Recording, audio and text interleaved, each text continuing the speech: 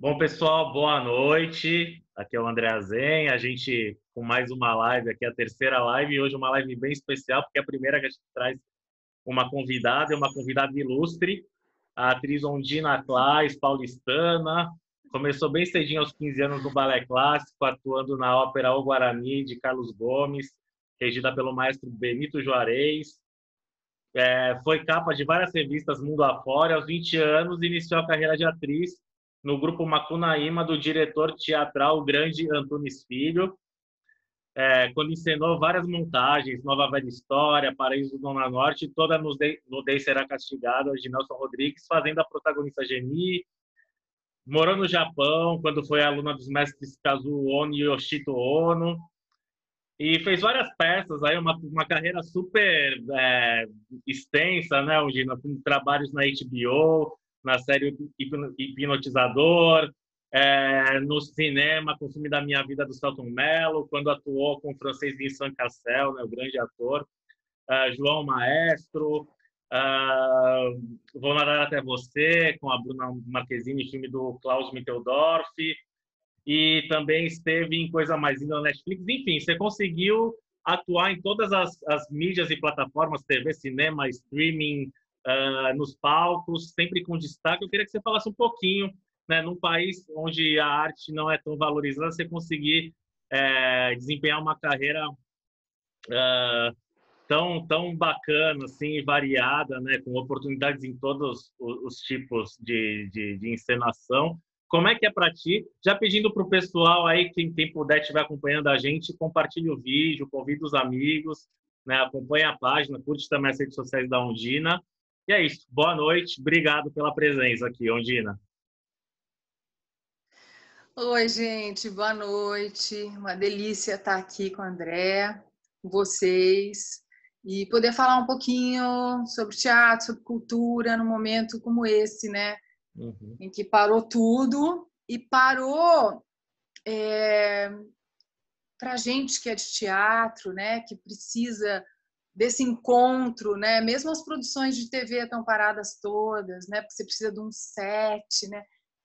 O que eu faço, né? Precisa desse conjunto de pessoas ao mesmo tempo. Então, parou tudo, né? Então, que gostoso a gente poder encontrar um jeito de se encontrar. E se o jeito é esse, a gente está conseguindo fazer muita coisa através dessas lives, e também por estar todo mundo parado, entre aspas, né? Que a gente parado aqui não está, né? A gente consegue ter tempo de se ouvir, de se encontrar, né? E, de repente, um tempo que a gente não teria se a gente estivesse aí a 1000 por hora, fazendo cada um a sua vida normal, né? Então, eu estou super feliz e aproveitar esse momento aqui, né? Da gente aproveitar para falar. Eu vou falar um pouco para vocês, então, da minha história, né? Que agora é uma hora de contar histórias, né? Sendo que a minha profissão é uma profissão de contadores de história. Num momento como esse, onde todo mundo está em casa, onde todo mundo também está, acho que, clicando mais, né? E consumindo mais cultura, consumindo mais as séries, os filmes. Então, nesse momento em que o nosso presidente dá uns, né, ele simplesmente finge que os profissionais da cultura não existem, né? A gente está aí mostrando, olha, então, nesse momento os profissionais da cultura não existem. Pois é, você está em casa fazendo o quê? Vendo um filminho? Pois é, então, né? Então é um momento que a gente está tendo uma oportunidade de mostrar essa voz, né? Bom, a carreira de um ator, a minha carreira, vou falar rapidinho, né? Eu comecei como bailarina e daí eu tive, através, né, da minha carreira de bailarina, eu acabei fazendo alguns trabalhos na publicidade que me levou para uma carreira, né? Eu tive, sim, uma inserção aí na publicidade, na moda, né? E aos 20 anos eu entrei para o grupo Macunaíma, né? Onde eu comecei a ser atriz. E realmente a minha carreira, e muito também pela seguindo, né, a cabeça do meu diretor, no qual eu confiava totalmente, que era o Antunes Filho, né? Eu acreditei no teatro, só no teatro, né?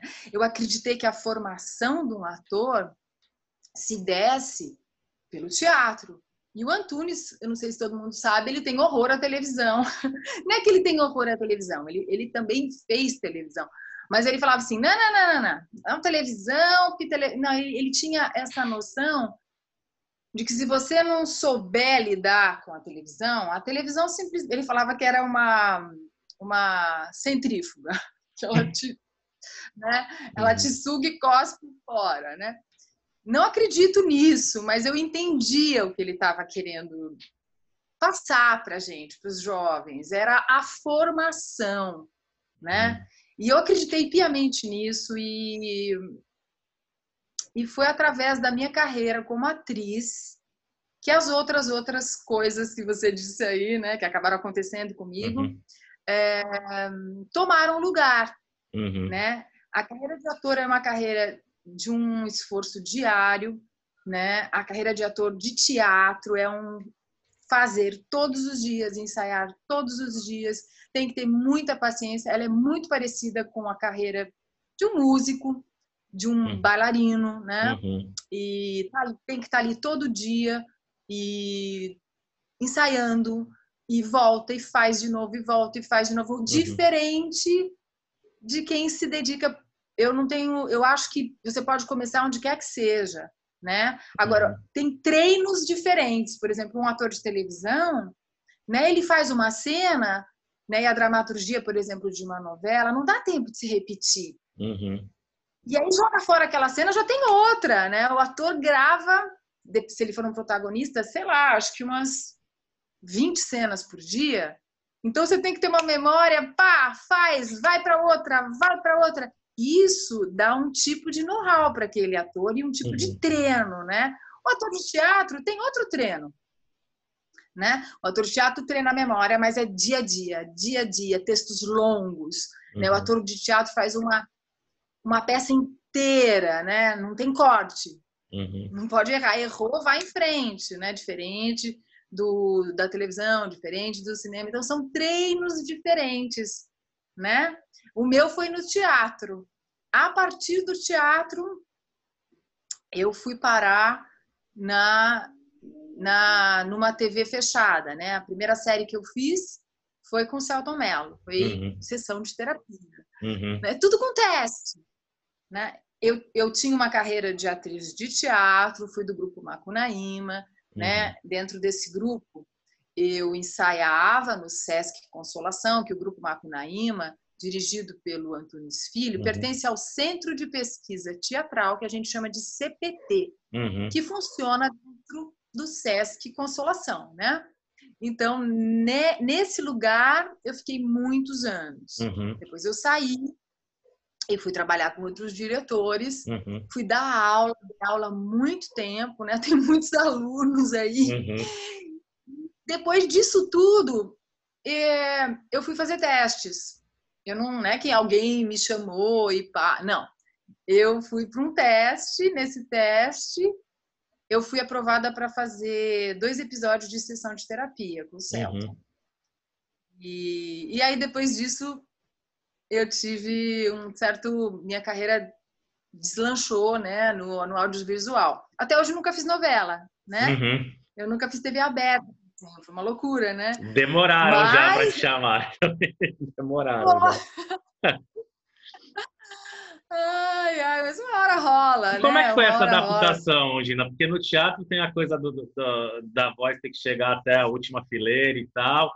E no cinema, principalmente, tem muita questão do detalhe, da sutileza. Como é que foi se adaptar a fazer essa transição de uma mídia para outra, assim, de uma arte para outra?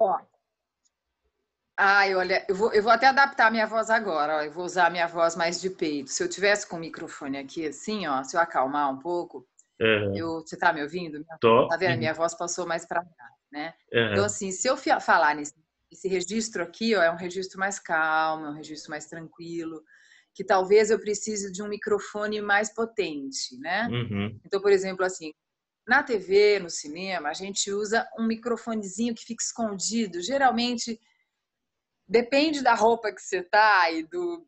Aí ele, você tem, né? Você coloca um microfone que ele é colado com, né? Com, como é que chama aquilo mesmo? Ele é colado na pele, e Uhum. aí tem o fio que passa, tarari, tarará. Esse microfone, ele capta a voz bem aqui do peito, né? Então, a primeira coisa que o Celton fez foi falar assim, olha, Dina, fala bem baixinho, fala agora, fala pra cá, ó. E eu já, opa, falei, nossa, acostumar com essa voz aqui. Porque a voz da professora é essa que eu tava usando até agora. Uhum. É a minha voz, é natural pra mim. Uhum. Opa, o que aconteceu Opa, aqui? dá uma travadinha aí, Ondina. Ah, Travou, voltou. voltou. Voltou, voltou, Ah, voltou. então, voltou.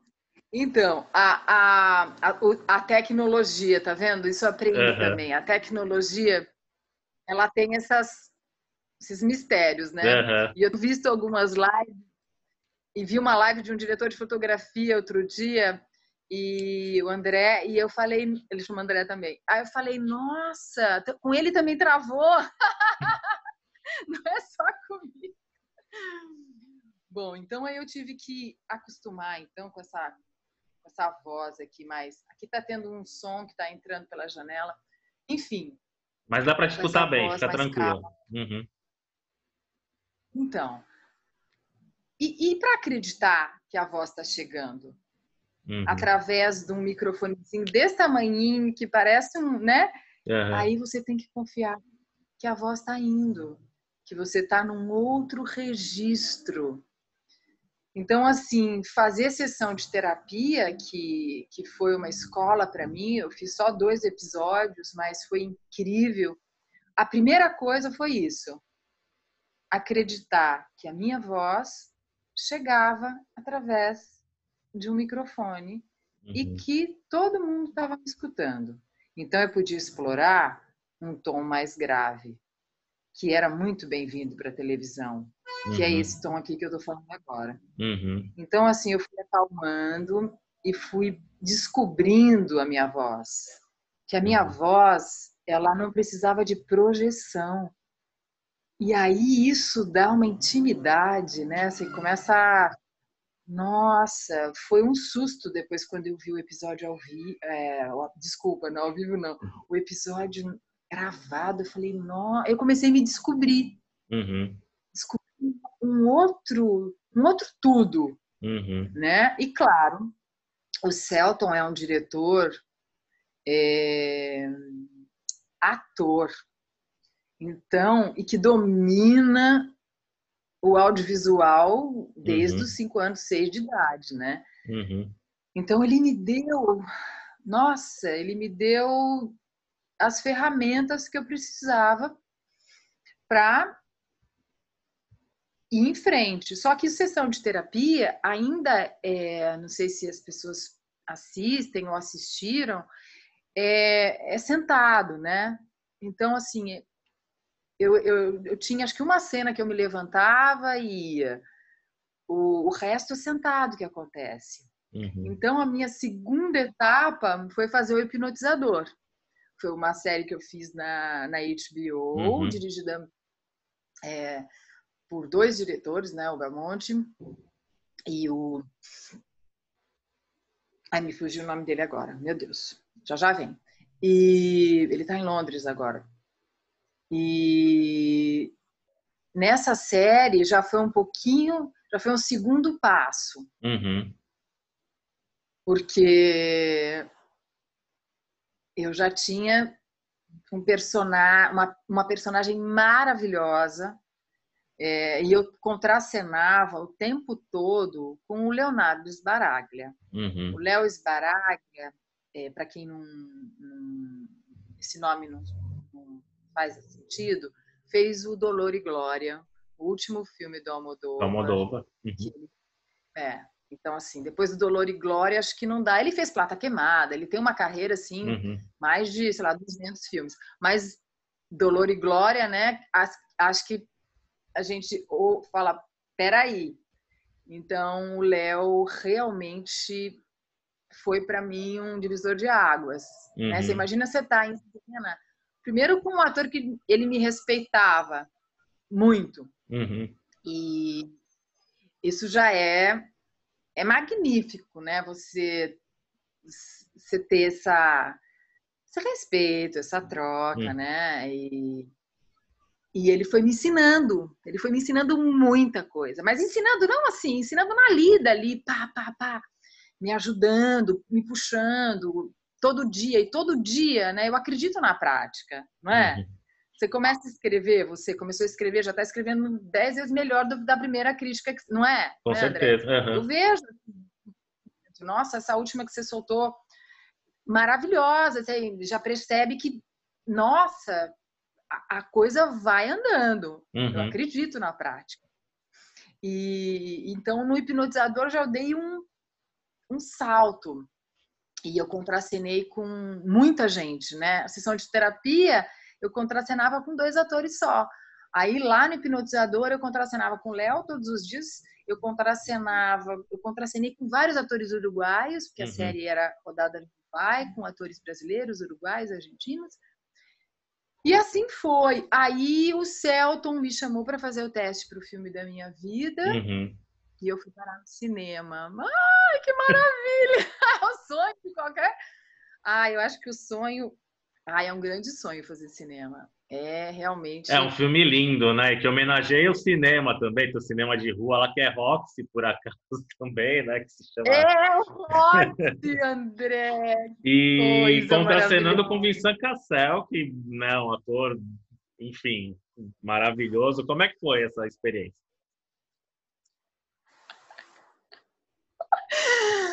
Olha, eu tenho um certo distanciamento quando eu vou trabalhar, porque, para mim, já trabalhar com Antunes Filho, né? Já era um... Então, o Vincent Cassel era...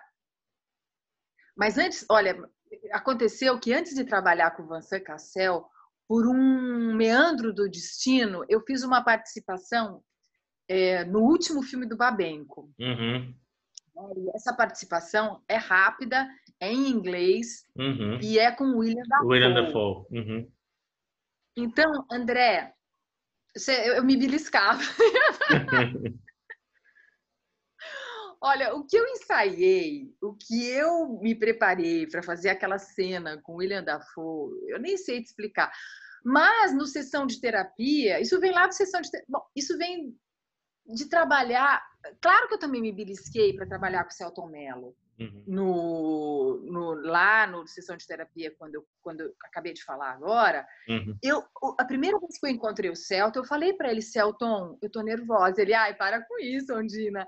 Eu falei: Selton, eu tô nervosa. Você é um ídolo para mim. E aí ele foi jogando fora, assim, eu falei: tá bom, peraí, deixa meu coração voltar. E ficava vermelha e tal. Claro, foi, passou, né? Mas tem esse primeiro impacto. Não é assim tão simples. Então, assim, o William Dafoe eu tive que respirar muito. E isso a atriz de teatro me ajuda muito, porque cada vez que você entra em cena, não é fácil você enfrentar uma plateia, né? E isso, cada dia, vai criando em você uma força. Então, contracenar com William Dafoe em inglês, eu tive que ter uma força muito grande. E foi ótimo, foi lindo. E imagina você ser dirigida pelo Babenco. Meu, eu volto a dizer, eu me beliscava. Era o Babenco que estava ali. Meu Deus! Mas eu fiz teste, ele foi me ver no teatro, né? Por ser uma atriz de teatro, né? Os atores de teatro não são reconhecidos na rua, né? Então a gente acostuma com uma certa bruma ou uma certa invisibilidade que é diferente para quem é de TV, né? Uhum. Então, isso também me dava assim essa não noção de que às vezes as pessoas me conheciam, né? Os Uhum. diretores de São Paulo muitas vezes já tinham me visto no palco, Uhum. né? Que foi o caso do Babenco e tal. Enfim, fiz a participação com o Babenco e nessa mesma época que eu filmei com o Babenco, eu filmei com um diretor que agora ele tá um pouquinho mais conhecido e talvez muito conhecido, né? Que é o Juliano Dornelles, que dirigiu Uhum. Bacurau. Fiz um filme com o Juliano Dornelles que ainda não lançou, Uhum. que ainda tá, porque o cinema você sabe como é que é, né? Ganha um edital, Uhum. aí vai outro, aí tem filme que demora 4, 5 anos para ficar pronto. Uhum. E o filme que eu fiz com o Juliano ainda não ficou pronto, porque logo em seguida ele começou a filmar o Aquários com o Kleber, Uhum. parceirão dele, e depois o Bacurau, né, que Uhum. estourou e parari parará, que ele assinou direção junto com o Junto com. Kleber e tudo Uhum. mais. Exatamente. E eu fiz os dois aconteceram em janeiro. Então eu filmei com o Babenco, fui para o Recife filmar, voltei, terminei de filmar com o Babenco e logo depois o Selton me chamou para fazer o teste para o filme da minha vida. Uhum. E me disse que eu ia ser esposa do Vincent Cassel. Olha, para mim o Vincent Cassel, ele fez um filme, além do filme que eu adoro, que ele faz, como é que chama? Ai, meu Deus, hoje eu tô rindo de nome, mas já eu lembro o nome do filme. Tô tentando lembrar em francês o nome do filme que eu amo que ele fez, que ele estourou com esse filme. Ele fez o Cisne Negro. E o Uhum. Cisne Negro, por eu ter sido bailarina, eu simplesmente eu babei, eu Uhum. amei o Cisne Negro. E é irreversível, E irreversível, né? com a Que Mônica ele faz com Bellucci, isso, que eles se casaram ali. do Nossa, eu Gaspar amo esse Noé, se eu não filme. me engano, né? Do Gaspar Noé. Isso! É. É fantástico esse filme, né? E fora esse que eu amei o Cisne Negro, amei. Então meu coração, assim, já bateu forte. Uhum. Mas quando eu cheguei, né, no set de filmagem para fazer o filme da minha vida, né, que eu cheguei lá em Caxias e me apresentaram para ele. É tão normal assim, você encontra aquela pessoa e aí vem essa coisa do humano, né? Eu não sei, acho que o Selton fez uma introdução para ele que eu era uma atriz de teatro, que eu nunca tinha feito Uhum. televisão. Acho que ele gostou disso, ele super, eu não sei, ele deu aquela empatia. E no primeiro dia de filmagem, a gente começou a falar na estação de trem, a gente estava na plataforma de trem, a gente começou a falar de filho. Ele foi tão.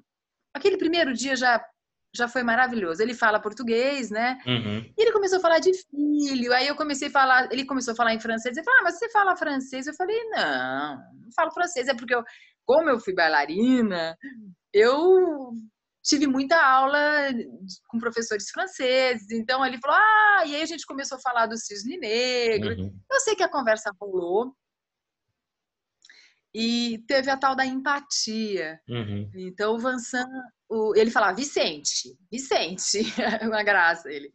Ele foi muito querido comigo e Uhum. com o Johnny Massaro, que fazia o filho dele.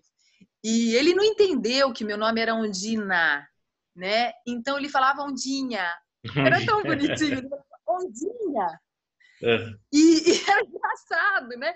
Aí até um dia eu falei Vincent, Vicente, era estranho chamar ele de Vicente, né? Não é Ondinha, é Ondina, porque Ondinha é pequenas ondas, e Ondina. Aí, tá bom. Então, assim, era engraçado. E ele tinha um trailer todo que ele ia se trocar no trailer, tal. Às vezes alguns atores exigem, ou a produção tem um trailer, né, para os atores. Ele tinha o trailer dele.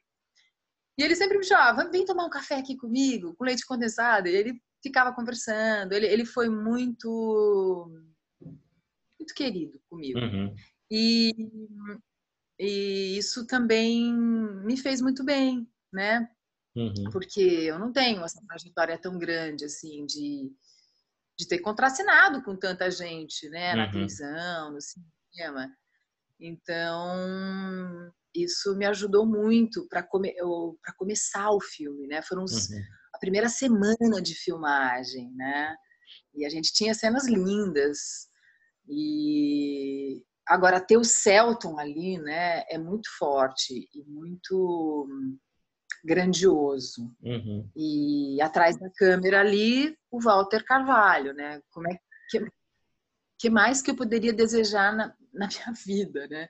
Eu só agradecia. Eu juro, eu levantava, fazia 108 reverências. Eu agradecia muito, porque eu sabia que muita gente, quantas pessoas desistiram da carreira antes, talvez, de um momento como esse, né? Ou de uma oportunidade como essa, ou quantas pessoas gostariam de estar ali, né? Uhum. Se esforçar. Ou como eu poderia ser o exemplo também para outras pessoas, né? Porque eu fui fazer televisão com 40 e... Eu tenho 50 agora. Eu sou de 70. Eu acho que com 42, 43, né? Demorou. Uhum. Demorou. Eu queria dizer para as pessoas para os atores que possam estar me assistindo agora, demora, gente. Pode demorar, mas continua. Eu sei que, olha, tem momentos muito difíceis, Uhum. né? Tem momentos de muita dureza, mesmo, né? Eu até hoje eu pago aluguel, eu não tenho carro, eu pago um preço por ser a atriz que eu sou, né? E uma atriz que realmente quis fazer teatro e que na hora que eu percebi, minha vida tinha andado muito, mas não no sentido, não sei qual é o sentido da vida para cada um, mas para mim ela fazia todo o sentido de ser como ela ainda faz, né? Ela é Uhum. assim a minha vida. É uma vida que tem as suas escolhas. Uhum. Essa, por exemplo, de É uma, continuar tentando fazer. tem muito sacrifício aí também, né? Abdicar de muita coisa.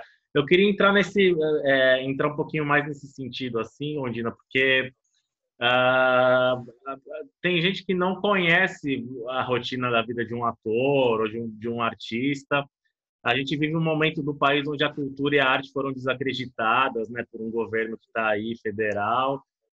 Antes da pandemia já vinha rolando um desmonte.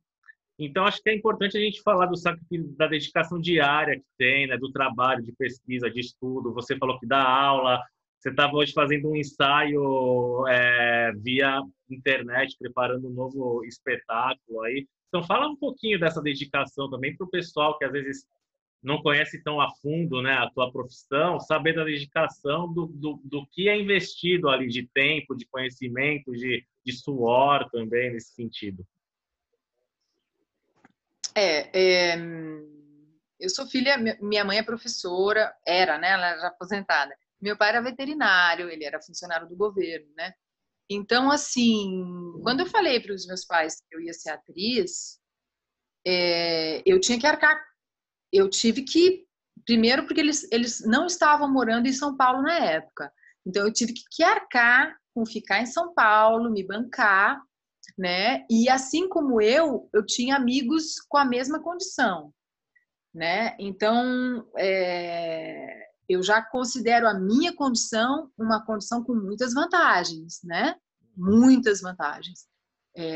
Eu não tenho como negar isso, né? Só de ser branca, eu já tenho o privilégio branco, né? A gente está ouvindo falar muito sobre isso Uhum. atualmente, né? Então, nós temos um certo privilégio Uhum. nesse Brasil escravocrata e que ainda paga um preço altíssimo, os negros ainda pagam um preço altíssimo por isso a todo instante. Uhum. E a gente tem que saber que tem preconceito, sim, tem. A gente luta, né, contra os preconceitos. Uhum. Então, assim, eu já parto desse ponto que eu sou uma privilegiada. Mas eu tive que fazer muito esforço, né? Esforço e tive sorte, mas eu trabalhei muito, né? No Grupo Macunaíma, eu trabalhava de segunda a sábado, folgando só no domingo,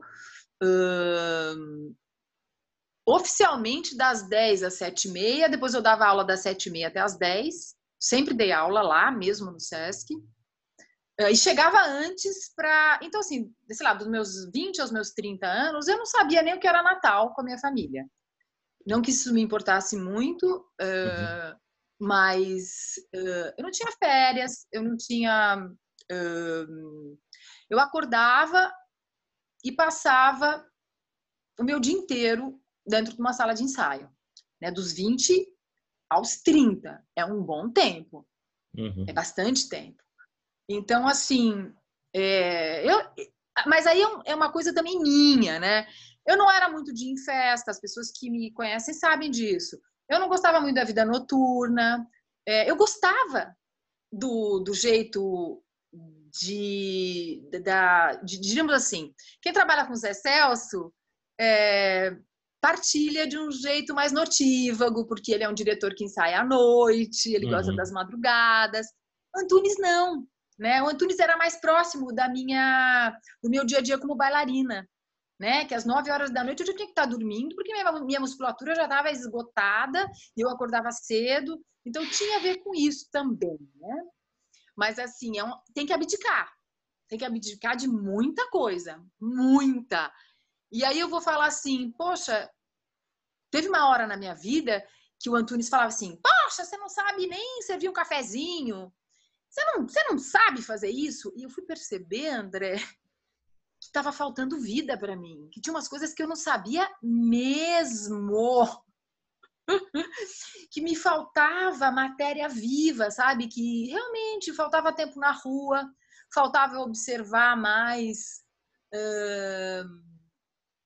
como é que era, sei lá, como é que era uma conquista, como é que era estar num barzinho, juro, de verdade, assim, minha vida faltou certas coisas. Eu tenho uma vida bem wild, que foi a minha vida no interior, né?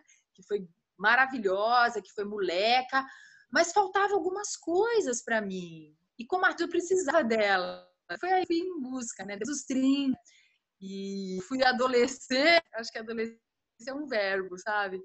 Eu fui adolescente depois dos 30, foi interessante isso.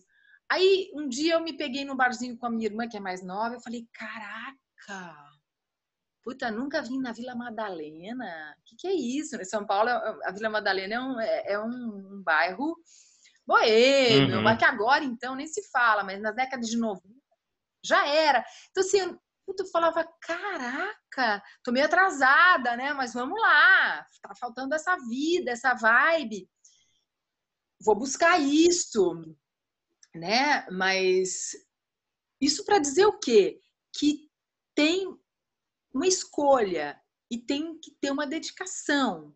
E alguma coisa vai ficar faltando. Eu não sei o quê. Os atores de televisão também reclamam disso. Sei lá, eu não sei, eu filmei com a Bruna Marquezine, que eu fui mãe dela num filme, e eu vi a Bruna falando dessa cúpula que fizeram, né? Ela no caso dela, ela viveu uma certa bolha, né, de proteção, né, até os 15, 16, porque ela foi famosa, porque daí, cada um tem a sua, né, ou vai criando a sua, enfim, dependendo também das suas escolhas, ou se o meio de comunicação é de grande massa, imagina, você não pode tomar o metrô, eu posso, né, eu tomo o metrô, eu ando de ônibus, eu sempre andei de ônibus.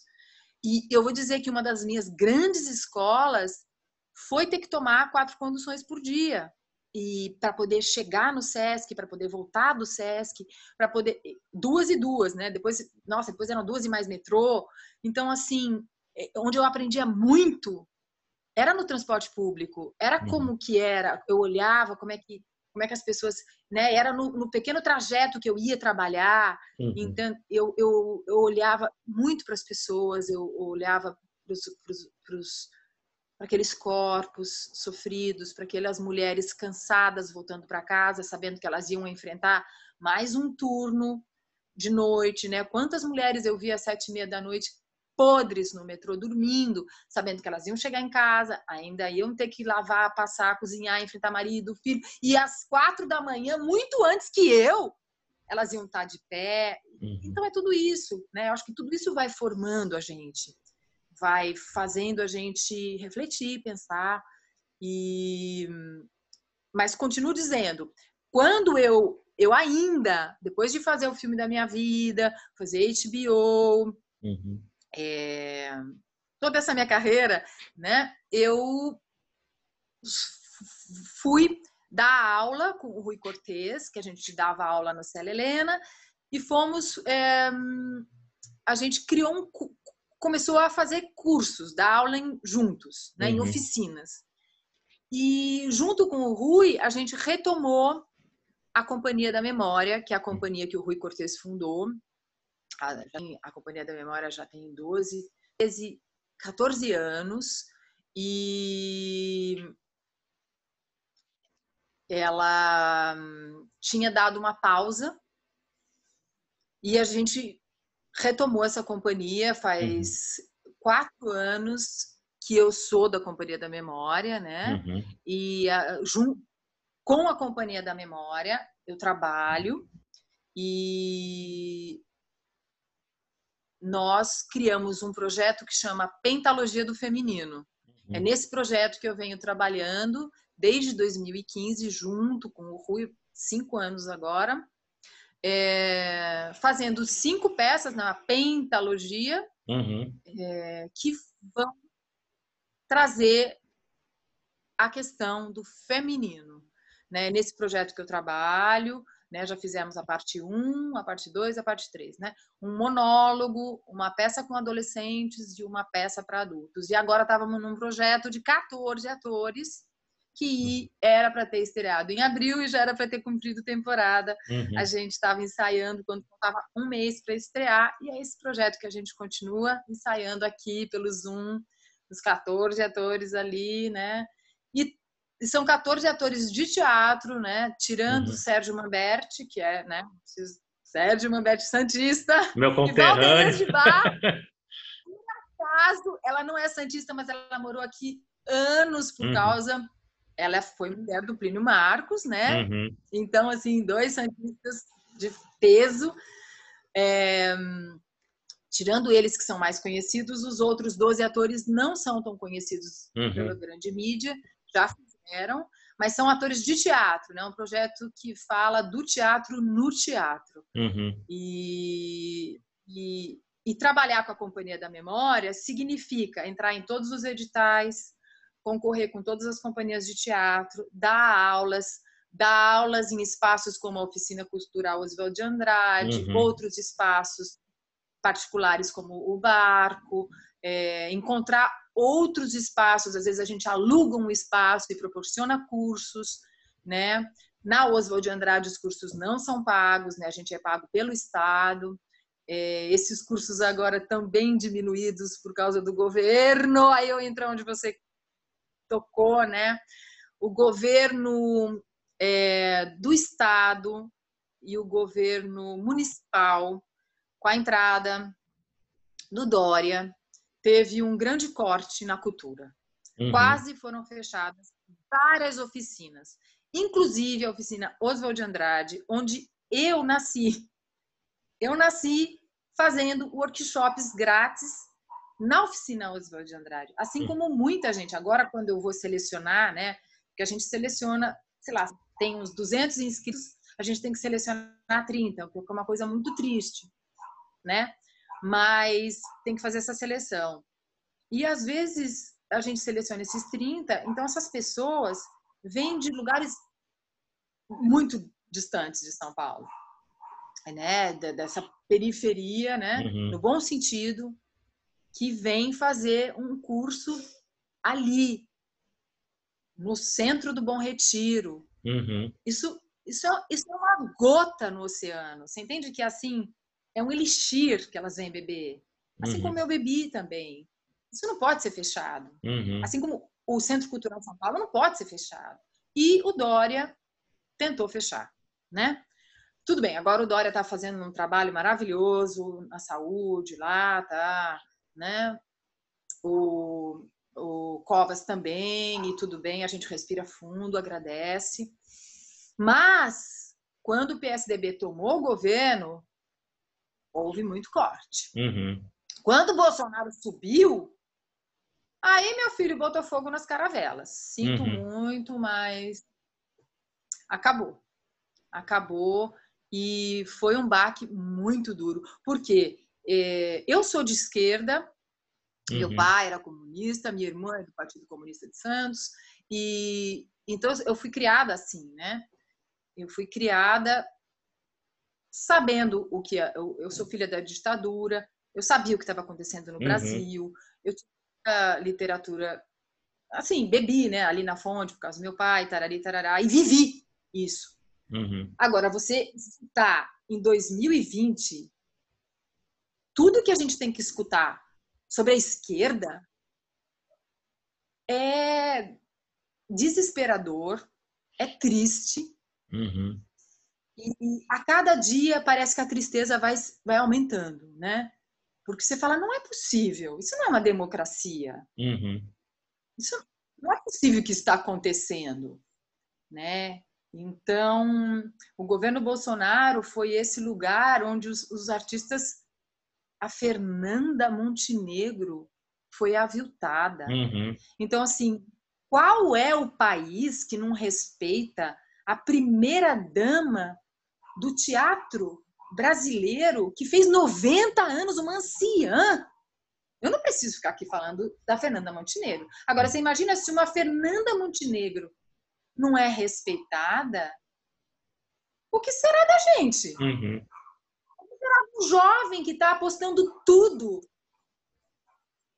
no teatro, querendo fazer uma carreira artística, sendo no teatro, sendo como um cartunista, sendo como um desenhista, sendo como um músico, né? Vou citar um exemplo ridículo, né? A Orquestra de Heliópolis, né, em São Paulo, salvou quantas vidas, quantos jovens, quantos talentos sendo descobertos. Tem um violoncelista preto, eu vou usar a palavra que é usada agora, dizem que é a mais correta, né? Eu estou tentando usar a nomenclatura que negro preto é cor, tal. Ele é preto, um violoncelista, quando ele teria uma bolsa de estudo em Stuttgart, na Alemanha, quando o Brasil, eu estou citando um exemplo, tá, gente? Eu sei que estou citando um exemplo preto, né? Eu ainda uso a palavra negro, né? E quem for aí, me desculpe, eu estou tentando aqui o meu máximo, não usar palavras que não são mais apropriadas. Então, assim, é isso que eu estou te dizendo. Assim, se a nossa primeira dama do teatro é descartada, assim, é chamada de bruxa. Então, assim, realmente, o governo Bolsonaro começou a colocar os artistas num lugar demonizado, né? Num lugar eu não sei que lugar é, realmente não me representa.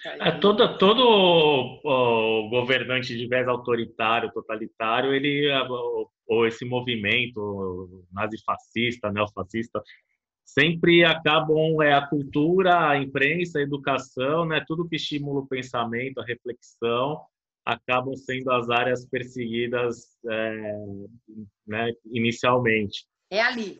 Né? E aí eu queria saber de você, Undina, porque já vinha acontecendo um desmonte, né? Peças que foram canceladas, o audiovisual perseguido, ele jogando fora em lives papéis com os projetos de séries de temática LGBT, e agora a pandemia vem para piorar tudo ainda, mas já vinha um movimento de desmonte. E aí ele coloca uma atriz de longa carreira na televisão, a Regina Duarte, que poderia até no começo haver alguma esperança de ser alguém da área, mas que se revelou alguém totalmente despreparada, citando a ditadura, enfim. Como é que você se sentiu vendo, acompanhando o comportamento da Regina sem dar nenhum tipo de retorno à área, ao segmento que ela representa, né? Que ela está ali para fazer justamente esse diálogo entre as necessidades, demandas da população, as demandas da classe artística com o governo. Como é que foi para alguém, colega de trabalho, ver tudo isso acontecer? Assim? Nossa, André, você fez maravilha esse resumo que você fez. A primeira coisa que foi difícil foi a censura, né? Começou a rolar censura.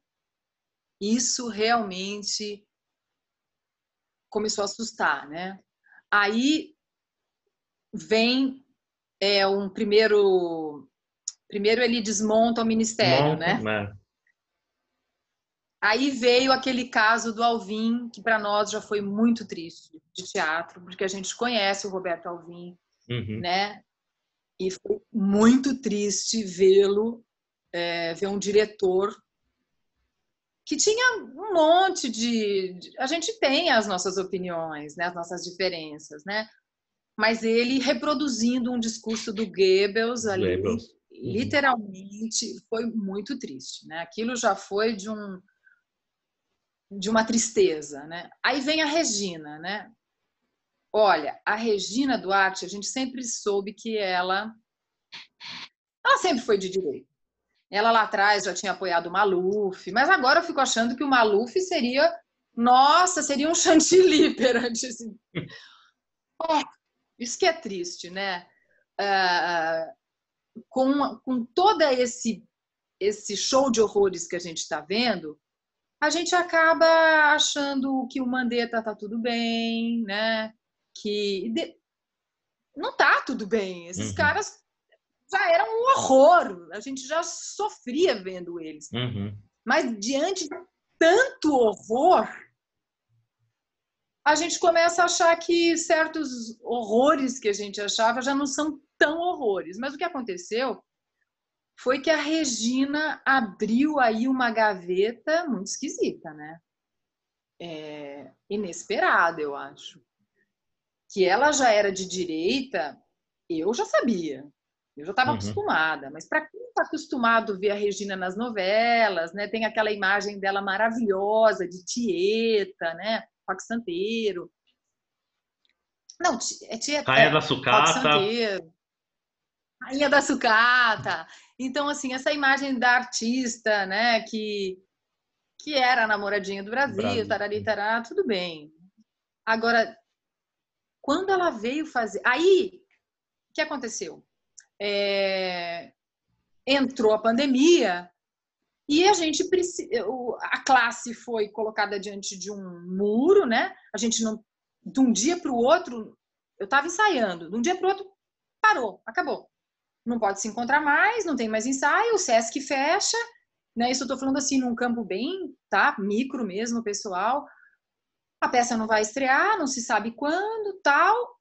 E a Regina Duarte, como uma artista, uma atriz do segmento teatral, não dá nenhum tipo de né, não grava, não escreve, não faz nenhuma ação.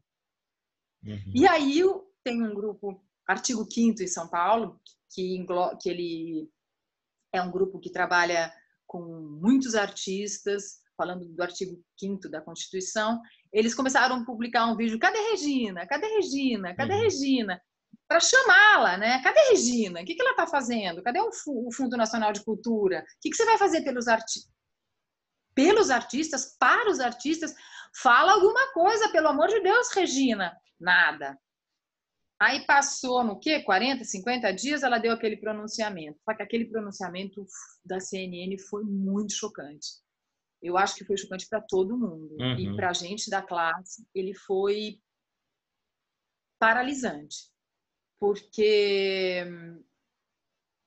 quando ela começou a falar dos mortos, falar da ditadura, e falar que morto... Peraí, gente, vamos ser leve. Morto acontece todo dia. Oi? Né? Foi um desrespeito a toda a nossa história. Uhum. Há uma história dolorida. Há uma história de gente que sumiu, exilada. Toda a nossa história de 64 até 85, sabe? Que não sumiu pouca gente. Uhum. E, infelizmente, o Brasil foi o único país da América Latina que deu anistia irrestrita. Né? Uma pena que foi irrestrita. Teria que ter tido restrições. Né? Uhum. E tô falando mesmo dos militares. Uhum. Né? Eles foram perdoados, simplesmente. E não sei o quanto isso é... Eu não acredito que deveria ter acontecido a anistia irrestrita. Uhum. Mas ela aconteceu. E até agora, nós não tínhamos sofrido o revés disso. Só que, de repente, começa a se ouvir Brilhante Ustra, AI-5 uma vez, AI-5 duas vezes. Oi? Quer dizer, que falar do AI-5 agora virou... Oi? Como é que é? O que vocês estão falando? O ato institucional número 5 de dezembro de 68, que acabou com tudo. Não, peraí, gente, isso é muito grave. Isso é muito grave. Morrer gente é muito grave. Uhum.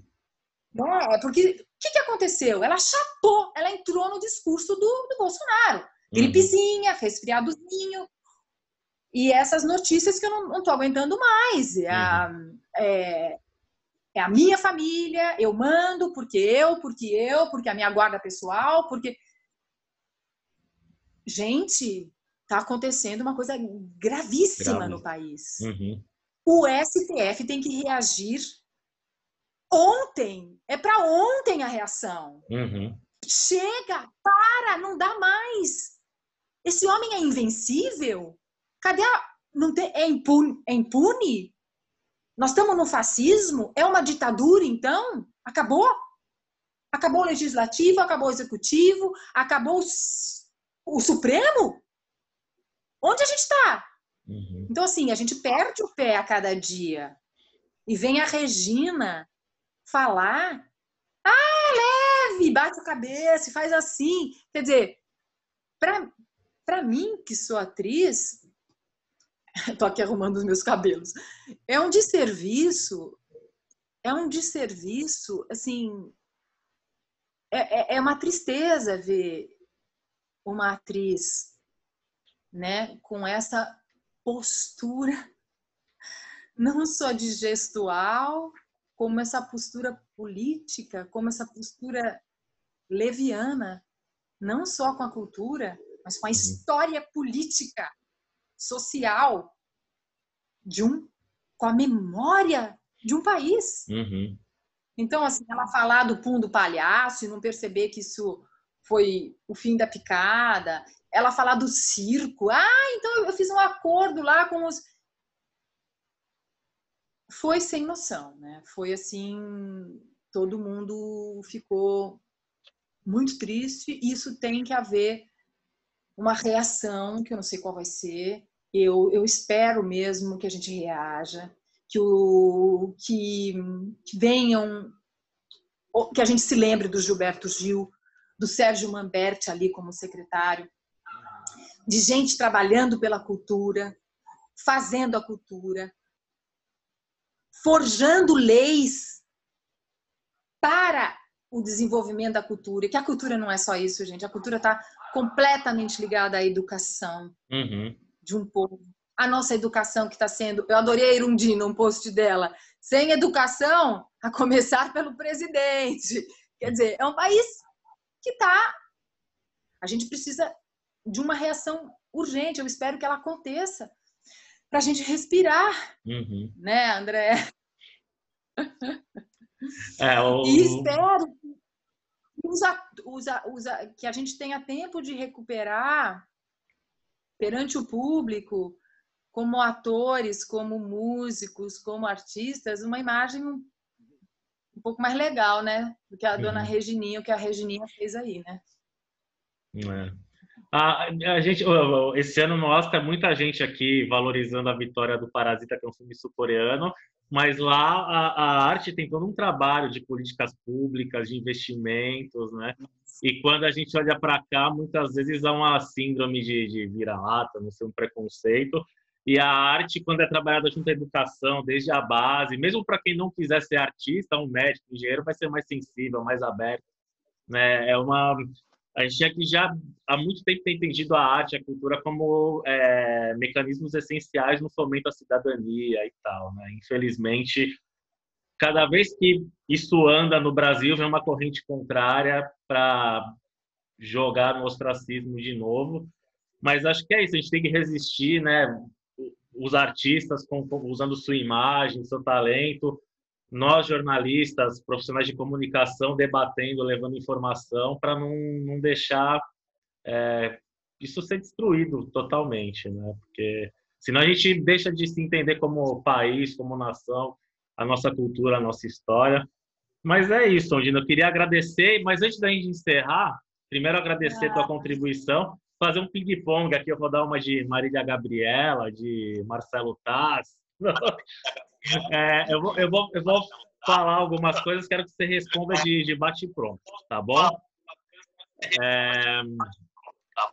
Um espetáculo teatral que te marcou.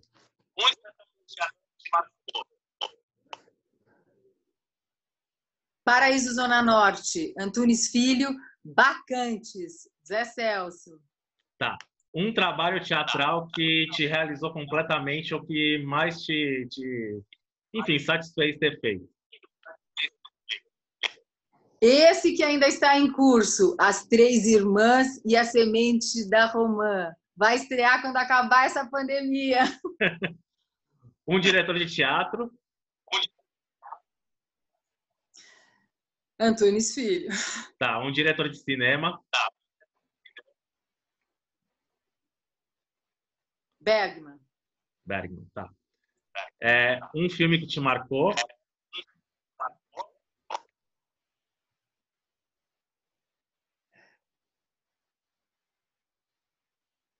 Um filme que me marcou. Ai, André, são tantos. Um só.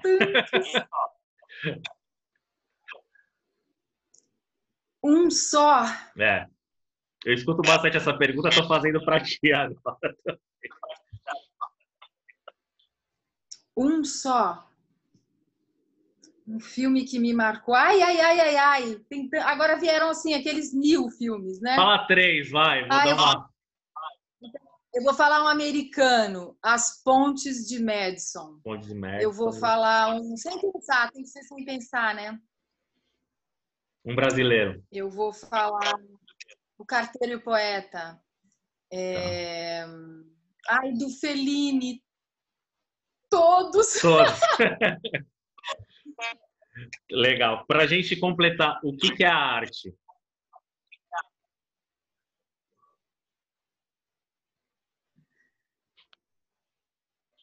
A arte é o espaço do imprevisível. É aquilo que a gente faz porque a nossa vida não dá conta. A frase do Ferreira Goulart, que eu sempre repito, a arte existe porque a vida não basta. Bacana. Agora, para encerrar de vez, Ondina Claes por Ondina Claes.